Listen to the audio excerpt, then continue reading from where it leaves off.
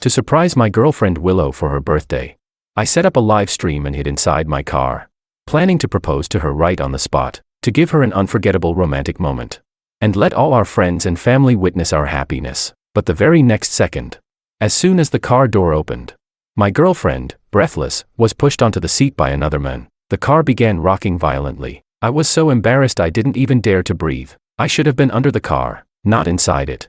Because the live stream was now broadcasting this explosive scene. Main text. I was hiding inside the car, holding a bottle of champagne, planning to give Willow a birthday surprise. As she got closer, I suddenly heard two voices. I was caught off guard. I watched her get pinned against the window, gasping continuously. I should have been under the car, not inside. Seeing how wild they were getting. The worst part, I had planned to propose to her today. To let everyone witness our joy, I had started a live stream. At this very moment, both our parents and close friends were watching online. Willow and I locked eyes. But she couldn't see me through the dark car tint. She shyly said to the men, "Let's go to the car." I panicked. What if she really got in?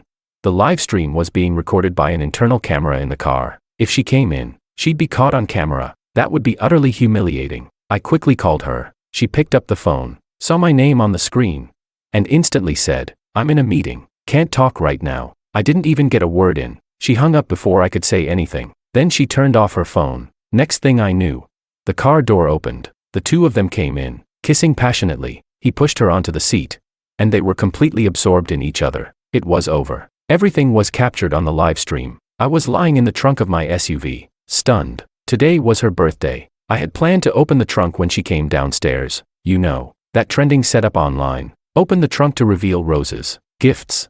Me kneeling beside the flowers, holding a ring. It should have been a romantic proposal. And the camera was perfectly positioned to capture her surprised and happy reaction. Our friends and family were all waiting at home. We had agreed, once the proposal was successful, as I led her into the house, everyone would release confetti poppers. Now, what a disaster. What the live stream was showing was her clothes being stripped off one by the homewrecker. That bastard smirked and said, "Why didn't you answer your boyfriend's call? Afraid of being caught?" Willow kissed him and replied passionately, "I'm not scared. If you want to play the phone call game, I'll call him right now." The guy laughed and pressed her down onto the seat. "You're really something else," my girlfriend playfully said. "If we're chasing excitement, might as well go all the way." They were already lying in the back seat, completely unaware of me hiding in the trunk. Awkwardly, I opened my phone, and saw them going at it in the seats. And yes, the live stream was still running. The stream was password protected. Only people with the code could enter. But there were over 100 people online. I don't even have that many friends. Clearly, someone had shared the drama with others for the gossip. Over 100 viewers, and not a single comment. I could imagine everyone sitting in my house, holding cakes and confetti poppers, watching this unfold on their phones in stunned silence. The worst part, I saw one account was repeatedly sending me gifts. It was my girlfriend's mother, my future mother-in-law. She kept sending gifts because each one triggered a visual effect that covered the explicit footage. She doesn't use phones much, and probably didn't know that you can clear the screen with one tap. She didn't realize she could avoid the effects altogether. Poor woman, unaware of the full context. She kept burning through her retirement fund, trying to cover up the shameful scene. I couldn't end the live stream, because the streaming app was running on the car's infotainment system. To stop it, I had to operate the car system directly. At that moment, the side guy finally noticed something was off. He asked, "Wait a minute, why is the car running?" My girlfriend laughed and said, "My boyfriend's car can start the AC remotely from his phone. I turned it on before coming downstairs. I didn't want you to feel too hot." The guy exclaimed, "Damn, even his cheap 100,000 renminbi domestic car has that function. My 1.3 million Porsche doesn't even have that." Willow cupped his face and kissed him passionately. "That's why you're in his cheap little car, having sex with his girlfriend," she said playfully. Her words got him so hyped up he started tearing off her clothes. He bit her ear and said, "You're such a tease. He lets you drive his car while he's taking the subway to work every day. And you're still saying nasty stuff like that to me." My girlfriend moaned excitedly. "Yeah, I'm a bad girl. Hearing you say things like that just turns me on more. He's my simp, but I'm your simp." Then came an unbelievably awkward moment, as he kissed her collarbone. He actually started singing, "The one who loves me is madly devoted, but I cry for the one I love, heartbroken, falling apart." Willow giggled while kissing him back and said, "That's right, baby, just like your song." I couldn't understand it. Why would someone sing during sex? Maybe it was their twisted sense of humor. Or maybe guys who drive Porsches just naturally know how to make girls laugh. But it was painful to watch, especially because this was still being live streamed. I knew I had to say something. This was my account. If the stream kept going and crossed into explicit content, I could literally be arrested. I couldn't help it, I coughed. Instantly, the two lovebirds in the back seat jumped up in panic. My girlfriend saw me and immediately went pale. Instinctively, she blurted out, "Aren't you supposed to be at work?" I said, "Today's your birthday. I took the afternoon off to surprise you." How pathetic. I'd requested leave, prepared everything so carefully, and this is what I got in return. What shocked me most was, I wasn't even angry. Not a single thought of rage entered my mind, because I've always believed in one principle: as long as you're not married, you're just sleeping with someone else's future wife. After this, there was no way I could still propose. In my eyes, she was already someone else's wife, and I had just checked. The live stream had over 1,000 viewers. This stream required a password, meant only for close friends and family. So what did 1,000 viewers mean? It meant classmates, co-workers, relatives from both sides. Basically every nosy friend and distant auntie in the circle had been invited to come watch the drama unfold. From family, to workplace, to school, full coverage. Sure enough, the elevator in the company's parking garage opened. A group of people walked out. They weren't looking for their cars. They were holding up their phones, staring in our direction. Clearly, they'd come down specifically to watch the show live. My girlfriend, now flustered, saw the crowd outside and quickly said to me, "Please, don't argue with me right now. All my co-workers are outside. Don't embarrass me." I stared at her blankly and asked, "You still care about your pride?" She replied coldly, "Well, since you found out, there's no point in pretending anymore. Let's break up. I think I deserve someone better." I asked, "How have I wronged you?" She got dressed, climbed into the driver's seat, and started the car, driving off. She said coldly, "You've been great, I won't deny that, but I still believe I deserve better. Once a woman has ridden in a Porsche, she doesn't go back to a cheap ride like this." The side guy also awkwardly got dressed, and that's when I noticed something shocking. He had a wedding ring on his ring finger, pointing at the ring. I asked, This is what you mean by someone better?" My girlfriend said coldly, "If you knew he gives me 20,000 yuan every month, would you still say that?" I gasped in disbelief. Online, 20,000 yuan a month might not seem like much, but in real life, for us, that's a lot of money. My own monthly salary is just over 6,000. Even this car, worth just over 100,000 yuan, I had to buy on a loan. The side guy finished dressing, gave me a glance, and said, "Brother, I get it, just name your price. I'll pay you to end this peacefully. Just don't go around spreading it." I stared at him and asked blankly, "You're trying to pay me to keep quiet?" He said, "Not paying you to keep quiet, you have to keep quiet."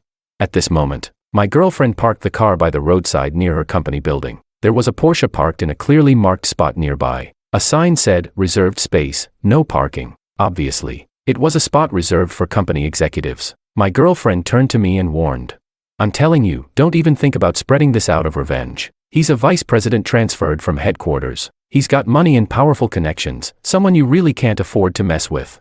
I froze, not because I was scared of this so-called vice president's background, but because several of her co-workers had also witnessed the live stream, considering how some of them even snuck down to watch the drama live. And with how absurdly high the viewer count had gotten, I'd bet both their branch office and the main office had tuned in. There was no way this VP could keep his job. Even if I stayed silent, word would inevitably reach his wife. In fact, she might have been in the live stream too. Come on, she's the VP's wife. With so many employees, how could she not get the link from someone?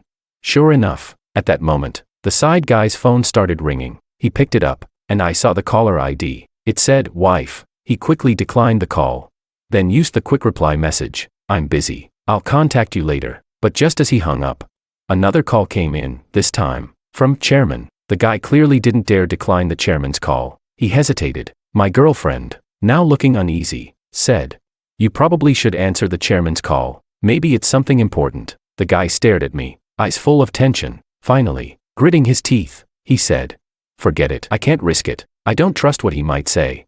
He rejected the chairman's call as well, using the same quick reply message. No doubt about it, his wife and the chairman were both watching the live stream. He quickly powered off his phone, then said, "I'll just call them back later and say my phone ran out of battery and I just plugged it in." My girlfriend nodded. "That works. That sounds believable." I sighed. He really shouldn't have turned it off. If he'd left it on, Someone might have texted him a warning. Watching my girlfriend worry so much, for someone else, I felt a strange and indescribable emotion building inside. She got out of the car, walked around to the back, and as the trunk opened, the balloons and flowers I had prepared appeared before her eyes. So awkward. Originally, the camera was supposed to capture her joyful expression, but now, her face was nothing but cold and indifferent, which made sense. After all, we had already completely fallen out with each other. My girlfriend said coldly, "Fine, it's my fault. Take back your flowers and gifts. Let's just make things clear. Name your price. How much do you want to keep this a secret?" I opened my mouth bitterly and said, "Do you really think I'm the kind of person who'd blackmail someone over this?" She replied, "I just want safety. He signed a prenup, and I can't ruin him financially." I glanced at the other man, the homewrecker. His wife was probably already on her way to the courthouse. I asked, "I've taken care of you all these years. When you were doing everything to protect him, did you ever think about how I felt?" My girlfriend said impatiently, "You already caught me cheating. Why would I still need to care about your feelings? Can you be a little more realistic?" I let out a deep sigh. She was right. At this point, we really didn't need to care about each other's feelings anymore. There was no way I'd ask them for money. If they called the police, it would count as extortion. I've lived an honest life. I would never break the law. Besides, even if I did agree to keep it quiet, it wouldn't matter. Everyone already knew. I said, "I don't want money. I won't say a word. Let's just break up. I'll return the engagement ring." My girlfriend looked surprised. "Didn't expect you to be this cooperative. I thought you'd cling on and refuse to let go. Since we're breaking up, let's do it cleanly. Let's go back and pack up our stuff. I'll move out of your place." I instinctively said, "I'll pack your things for you. You don't need to come upstairs." Honestly, I was thinking about her safety. Our friends and family were still inside, some awkward, some furious. If she came back with this guy, it might trigger a group fight. It could even get her beaten to death. No matter what, we had once loved each other. I didn't even want to imagine what would happen if she walked through that door. But she didn't appreciate the gesture. She said, "No, I have to go back." He gave me cash, and I hid it. "I want to take it with me." I said, "You can tell me where the money is. I'll bring it down to you." The homewrecker suddenly sneered, "You think we're that dumb?" My girlfriend was stunned. "Why can't he help?" The guy said, "You think he doesn't want hush money because he has morals? No, he's just scared to leave a record of a money transfer. That way, we can't report him for blackmail." She fell into deep thought and said, "I get it now. You gave me all cash. If he takes the money, and I report it, I wouldn't even be able to tell the police how much was stolen. It would end up dragging you into it too." The guy nodded in approval and said, "You're smart." She suddenly got angry and snapped at me. "So that's why you were being so nice. You're the one playing dirty. I should have known. Poor men are the most calculating." I almost fell for it. Then she turned to the guy, eyes full of gratitude and admiration, and said emotionally, "Thank God you were here. No wonder you're a VP. You really are sharp." Only then did I understand the truth of a certain saying, sincerity is the most lethal weapon. I had been sincere the whole time, but here they were, spinning wild conspiracy theories. And the worst part, their theories were disturbingly clever, logical and well-structured. Even I almost believed them. Just as I was about to explain the live stream situation, the homewrecker pointed his finger at my nose and said seriously, "Remember, you said you don't want money, but if you dare to say a word about this, guess what I'll do?" I asked, "What will you do?" He said, "Sure, I'll lose everything in the divorce, but trust me, I'll set aside hundreds of thousands before that and hire someone to break your arms and legs. One arm costs $200K. There are plenty of people out there who'd do it." I really didn't expect him to threaten violence, to say he'd pay someone to cripple me. But the most important thing, it was all caught on camera. Over 1,000 people could testify to it. This guy wouldn't just lose everything in his divorce, he'd be facing arrest too. I was lost in thought, but my girlfriend seemed to think I didn't believe her. She sneered and said, "You'd better listen to him. Last month, a janitor from our company saw us. That janitor tried to blackmail us, and then she got into a car accident. You think that was a coincidence?" In that instant, I was completely stunned. There were thousands of people watching the live stream. And she just said that out loud. If what she said was true, wouldn't that guy, her affair partner, end up rotting in prison?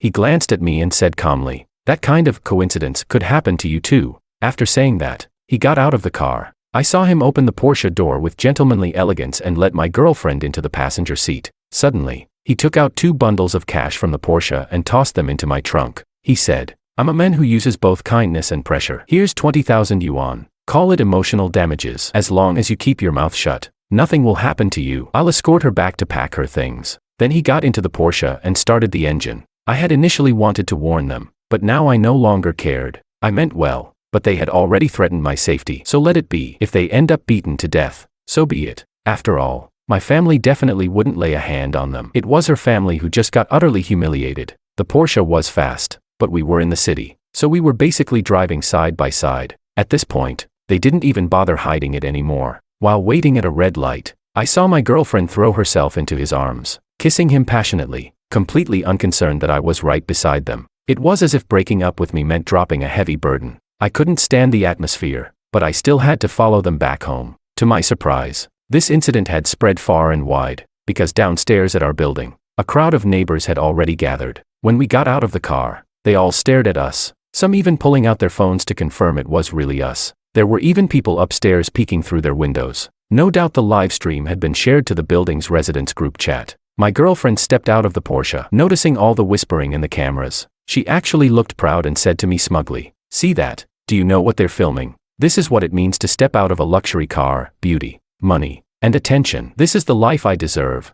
I no longer felt anything for her. I replied coldly, "They're just watching a pair of shameless cheaters. They're looking at a circus act." She wasn't angry. Instead, she smiled and said, "So now that your little scheme failed, you're just lashing out like a dog backed into a corner. I knew it, you were trying to steal my cash. Too bad your petty tricks were exposed by a true elite." After saying that, she boldly clung to the guy's arm and walked into the building. Instantly, the neighbors couldn't help but gasp and start booing and shouting. The guy looked puzzled. "Why are they yelling?" My girlfriend said, "I was with him for years. The neighbors all know me. Now they're probably just shocked to see me with someone else." He asked, "Won't this hurt your reputation?" She shook her head and said, "It's fine. I'm actually happy. These people have watched me get out of cheap cars for years. They must have looked down on me. But now they've seen me get out of a Porsche with their own eyes." He stroked her head and said tenderly, "Once I find the right moment to get divorced, I'll buy you a Porsche." Hearing that, my girlfriend was instantly thrilled and kissed him in public. The crowd of neighbors burst into even louder uproar, but my girlfriend had completely lost control. While kissing the guy, her side piece, she even glanced at me with a provocative and disdainful look. At that moment, the elevator doors opened. Our landlord stepped out and happened to see her kissing the guy. He immediately started shouting, "You slut. I can't believe I rented my place to someone like you." My girlfriend froze, unable to believe it. "What did you just call me?" The landlord roared. "I said you're a shameless whore, a skanky homewrecker." She instantly flew into a rage, but the guy quickly held her back and gently said, "Don't bother with people like this. You're moving out anyway. I'll get you into a 5-star hotel tonight." My girlfriend huffed and said unhappily, "They don't know anything and just assume I'm some homewrecker." I was stunned, but she was a homewrecker. Once we were in the elevator, she seemed to be thinking deeply, then suddenly turned to me and asked, "Did you say something to the landlord? Did you tell him what happened?" I replied, "I didn't." She snapped, "Then why did he curse me the moment he saw me? A normal person would at least ask what's going on, but he didn't even ask, he just went off on me. You must have told him." I answered honestly, "He knew I was planning to propose to you. The bouquet was too big, so he helped me carry it out earlier." My girlfriend suddenly understood and glared at me viciously. "It better be just that. If I find out you told anyone about this, I swear you'll regret it, just like that janitor last time." Just as she said this, a police car suddenly pulled up in front of the building. The officer in the driver's seat saw us and pointed urgently, shouting, "Hey, hold up."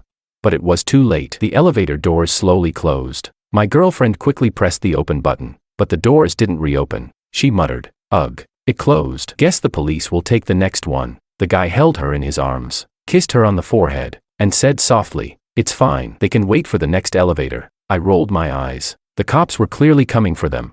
They had just openly admitted on livestream to hiring someone to hit the janitor with a car. More than 1,000 people were watching, including almost all their co-workers. Whether they were bluffing or not, if a janitor at their company had actually been hit recently, the company would have already reported it to the police. That's a serious felony. They could be looking at life in prison, or worse, even the death penalty. As the elevator slowly rose, my girlfriend, clueless about the catastrophe awaiting her, snuggled happily in the guy's arms and said, "I'm so happy. Once I move out, I can finally text and video call you openly, without worrying about anyone finding out." The guy replied gently, "Baby, just be patient. Once I get the divorce, I'll make sure we can be open too." Right then, the elevator arrived at our floor. My girlfriend hugged him and beamed, "This is the happiest day of my life."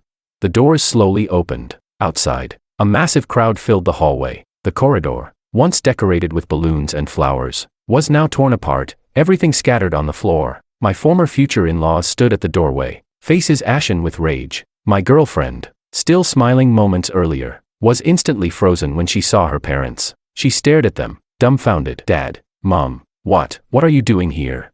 The happy birthday banner still hung from the ceiling, too high for anyone to tear down. Panicked, my girlfriend quickly let go of the guy's arm and grabbed mine instead. Nervously, she stammered, "Oh, you're here to celebrate my birthday. Just now, my boss told me I was getting a raise, and I got excited and hugged him." Don't misunderstand. No one believed my girlfriend's lies. Everyone still looked at her with cold, disgusted expressions. Suddenly, her father exploded. He grabbed her by the throat and roared, "Celebrate your birthday. I'll celebrate your death anniversary instead." The sudden violence left my girlfriend completely stunned. She was yanked out of the elevator roughly, still clueless about what was going on. Panicked, she turned to her mother and cried out for help. "Mom." But that word, "Mom," didn't awaken any motherly love. Not only did it fail to move her mother, it triggered something terrifying. Trembling, her mother pulled a fruit knife out of her pocket and lunged straight for my girlfriend's throat. The ferocity of the attack shocked everyone into momentary paralysis. Luckily, someone managed to grab her mother's arm in time. The knife missed her throat, but still sliced deeply across her face. It was clear her mother had completely lost control. She screamed hysterically, "I gave birth to you, I can kill you too. I'll kill you now, then kill myself." To be honest, her parents used to be extremely protective of her. They spoiled their daughter like she was royalty. Back when she and I had minor arguments, they'd always take her side, telling me not to pick on a girl. In short, she was their precious little princess. But now, forget about a princess, she couldn't even pass for a cursed pearl. All our relatives and friends had seen everything play out. The humiliating scene in the car, the criminal confession. One side was a public disgrace, the other was bound for prison. This wasn't just about doting on their daughter anymore. I wouldn't be surprised if her parents had lost their will to live altogether. Sure enough, even though people managed to hold back her mother, she was still in total meltdown, screaming, veins bulging, completely detached from sanity, like she was teetering on the edge of a full mental breakdown. My girlfriend was terrified by the way her mother looked. She stammered, "Mom, you've got it all wrong. We're not what you think, we're just boss and employee." Then she touched her own face. The moment she felt the blood, she broke down in tears, crying, "Calm down. You've scarred my face." Even now, she was still lying, only adding fuel to the fire. Meanwhile, the side piece, the guy, rushed over to smooth things over. He said, "Ma'am, you misunderstood. There's nothing inappropriate between us." But her mother, already on the edge, couldn't take another word. With a final gasp of rage, she spat out a mouthful of blood. I stood there in shock. I'd always thought it was exaggerated when people said you could cough up blood from extreme anger. Until now, the blood splattered all over the guy's face. And then she collapsed unconscious on the ground. My girlfriend was completely paralyzed by fear. She dropped to her knees beside her mother, sobbing, "Mom, what's wrong? Don't scare me like this." Right then, her father walked over and kicked her aside with brutal force, shouting, "Don't you dare call her mom. Don't call me dad either. We don't have a daughter as shameful as you." The guy, now shaking all over, stammered, "This is all just a misunderstanding. Please, calm down." He hadn't even finished his sentence when someone punched him flat to the floor. I couldn't even tell who threw the punch. At that point, the whole scene had devolved into a full-blown brawl. The hallway was packed. People surrounded the guy, throwing fists and kicks at him. He tried multiple times to crawl toward the elevator, but every time someone dragged him back, fists slammed into his face, feet kicked into his ribs. Very soon, the guy was lying there like a battered dog, half dead, and my girlfriend wasn't spared either. After her father kicked her down, he actually grabbed the same fruit knife her mother had used. Emotionally shattered, he said, "Your mother was right. We should kill you, and then we'll end ourselves too. We've lost all dignity. We don't deserve to live." My girlfriend was crawling on the ground, trying desperately to escape her father. She sobbed, "I told you, it was just a misunderstanding. Why won't you believe me? Why are you framing innocent people?" I sighed and said, "They're not framing you. They saw everything you did." My girlfriend froze and looked at me blankly. What are you talking about?" I said, "To let our friends and family witness our love. The proposal was live-streamed from the beginning. Everything you did was caught on camera." At that moment, a flicker of fear appeared on my girlfriend's face. She said, "Then those co-workers who ran downstairs to see me and those neighbors who came out." I replied, "Yes, everyone in your life knows what happened. And the same goes for everyone in his life." My girlfriend lost it. She grabbed my collar and screamed hysterically, "Why didn't you tell me? We loved each other once. Why would you do this to get revenge on me?" I said, "I tried to tell you from the start. I called you and told you not to get in the car, but you told me you were in a meeting." She dropped to her knees, looking up at me blankly. I continued, "Then I tried to warn you again. I offered to come up and help you pack your things, but you didn't listen. You thought I was trying to skim you for money." She swallowed hard and asked, "Couldn't you just have been more direct?" I said. I wanted to, but then the two of you threatened me. You said you'd pay 200,000 yuan to have my arm broken, and even said you'd hit me with a car. Since you wanted me dead, why would I protect you? The guy, her side piece, was stunned too. He stuttered. Then those calls earlier, my wife, the company chairman. I chuckled. Yeah, I'm guessing your colleagues shared the live stream link with them too. Oh, and about that janitor you said got hit by a car on your orders. I'm betting those cops downstairs are here for you. At that moment, both my girlfriend and the guy looked at each other in stunned silence, but it didn't last long. They were soon swarmed again by the furious crowd. The cheating couple desperately tried to crawl their way out of the mob, but people were too enraged. Every time they tried to escape, someone would grab their legs and drag them back violently. What a joke. Her parents, who should have been the ones most likely to protect her, one had fainted from rage after vomiting blood. The other was still being held back with a knife in hand, barely restrained from committing murder. This was a full-blown tragedy turned farce. My girlfriend was beaten so badly she couldn't even get up. She lay on the ground sobbing, screaming to her lover, "What do we do? I'm finished." The guy exploded, shouting, "I'm the one who's finished. My wife knows. The entire company knows. You've ruined me." My girlfriend cried, "You ruined me." My mom vomited blood. "I'm going to turn you in. You're the one who had someone run down the janitor. I had nothing to do with it. I'll confess everything and cut a deal." Furious, the guy lunged at her and started choking her. "Then I'll kill you first."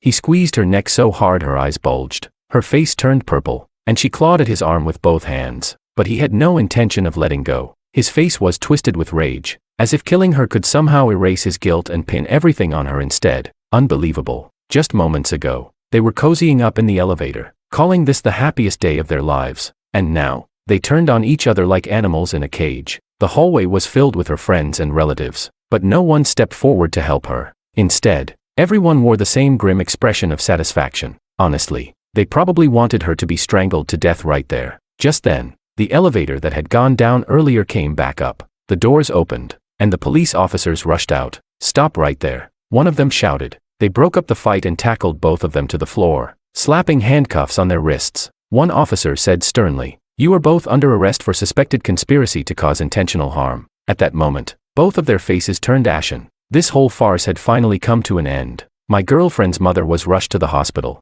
As for those who had been part of the beating, everyone claimed they hadn't touched anyone. Turns out someone had covered the hallway security camera with a cloth earlier. But the most unexpected part, the one rushed into intensive care wasn't her mother, it was my girlfriend. She had suffered high-level spinal cord damage. She was completely paralyzed from the neck down, all because the guy had choked her so violently that the bones crushed her spinal nerves. This was the most severe type of injury, one of the worst kinds of permanent disability there is. The side piece was already guilty of hiring someone to run over a janitor with a car. With the additional charges stacked up, he was sentenced to the maximum penalty allowed by law, life imprisonment. He didn't even get to keep his assets, because of the prenup and the fact that he was now a convicted felon. His wife took everything and left him with nothing. As for my ex-girlfriend, she never made it to trial. After all, what was the point? She was already paralyzed from the neck down. She couldn't stand, couldn't sit. All she could do was lie in bed, relying on others for care. She couldn't even control her own bladder or bowels. The worst part? Her parents, my former future in-laws, found her too shameful to bring home. They dumped her on the street multiple times. The local community committee had to step in and negotiate with them. But the parents just responded aggressively. "Fine. Arrest us. We'd rather go to jail than take care of such a disgrace of a daughter." In the end, my ex-girlfriend was sent to a state-run care facility. No family, no friends. She couldn't walk, couldn't sit up, and would have to live the rest of her life in that painful condition. One time, I couldn't help but go visit her. When I arrived, I saw a caregiver who clearly wasn't very friendly. She had just helped my ex-girlfriend change her clothes when she soiled herself again. The caregiver lost her temper, grabbed her by the hair, and slapped her hard across the face, twice. My ex-girlfriend didn't dare say a single word. She just lay there, crying. Watching this unfold, I felt it was too cruel. Then someone at the care facility quietly pulled me aside and told me, "That caregiver is new. She used to work in janitorial services. Got hit by a car not long ago, broke her leg. She got a good compensation payout, but she couldn't stay idle. So she came here as a volunteer." Everyone said the same thing. "She's someone who's been through the rain. That's why she holds the umbrella for others." And the moment I heard that, I understood everything. If she wants to hit her, let her. My ex-girlfriend deserved it.